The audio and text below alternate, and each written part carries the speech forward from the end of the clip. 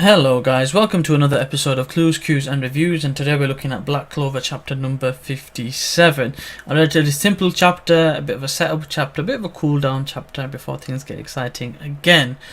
Just to give you a bit of an update, I'm hoping to do over either today or tomorrow the review for the last two chapters of Platinum End. I'm now on a website that regularly updates it, so hopefully that can be a bit more consistent. It does drop relatively for the first 10 days of the month, so I've got Marches and Aprils to do. Hopefully I can get them out either today or tomorrow. And there has been an update on Hinamaru Zuma. I'm also surprised to see that they have started doing more of Smokers Parade.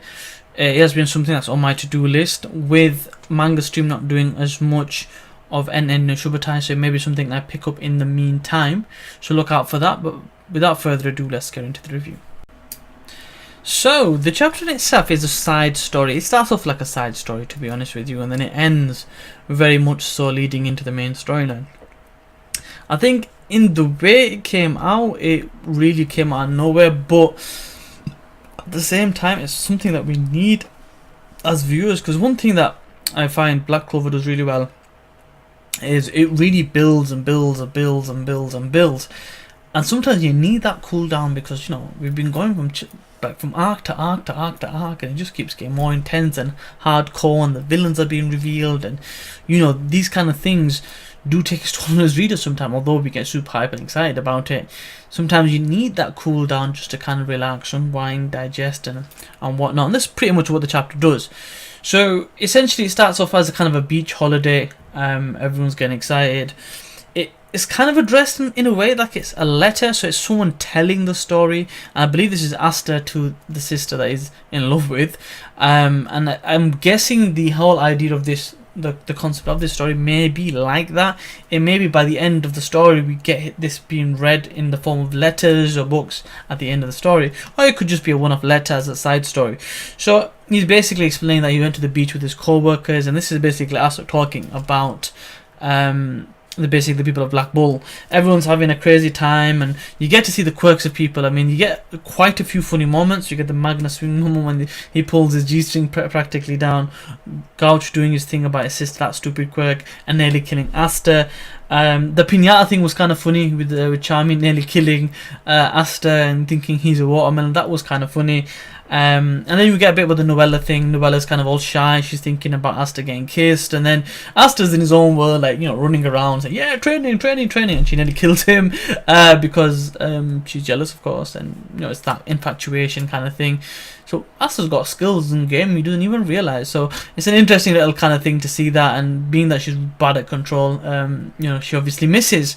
We get a few like people come in and try to get all cozy with her, but she kind of like do and mate. So the things to take from this, I guess, is we heard about the magic stones. This was finally mentioned towards the back end of the chapter, and we get the appearance of Yami kicking Asta's ass, saying, yeah, you're meant to be doing the same thing, we're not partying. And then we get at the end, we get a few different things. We find out that Novella can't control her magic, and the only thing that she can do is without her wand is the orb magic.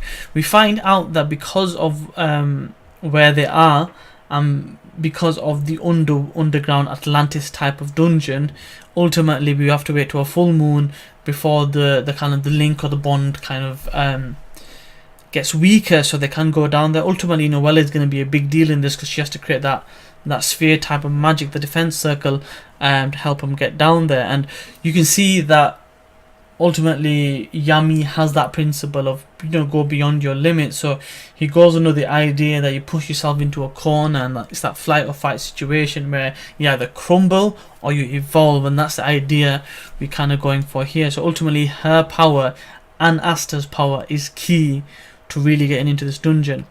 The whole Atlantis theme for me is brilliant, because we had more of a Aztec-y theme with the first one, or Mayan type of scene with the first dungeon, and I like how earlier incidents and chapters that we saw were really good foreshadow and build up for this kind of arc.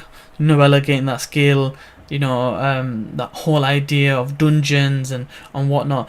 This dungeon being more of an underwater dungeon leads me to believe that there will be a water-based sylph. So we've seen a fire, we've seen a wind. I'm hoping we see a water one now, and I'm guessing that's going to go to Noella.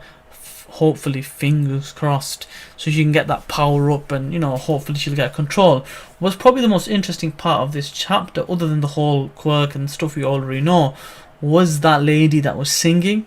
Now, is that a relation to Noella possibly, or is it just some random folk? But that control that she had over her ability to do that magic, I'm hoping is going to be that catalyst or that mentor that Noella needs to become better, to evolve, to overcome that limitation that she has and become a better magician. So ultimately, we know that technique is key. We found a master who's coincidentally there, and I think it's only going to be the case between now and the full moon that time limit is given for Noella to scramble, to really learn. Pushing yourself in that corner really will ultimately allow her to grow and become more composed and more of a control, not just of that magic, her overall magic. And I think sometimes it is maybe a mental thing, and that's where that singing that rhythm, that being at ease may come involved in that part of the story. And I'm guessing that's going to be a technique to really harmonize herself with her mana, with nature, to be able to produce a consistent bubble, or consistent defensive circle that would be required to be going under that far. Because you've got to bear in mind that's going to be some deep pressure to go underwater that far, because even in the real world it's difficult for submarines and things of that nature to go really that close to the ground. And some crazy creatures down there, some majestic sea creatures are down there, but we don't get to see them because we don't have the real technology to see the ground and everything else. In any case, it does a brilliant setup. We'd love to see what's going to happen with this character. So this is going to be a chance for now Noella to evolve. We've seen Asta evolve, we've seen Gouch go all out. Now we're going to see Noella do her thing.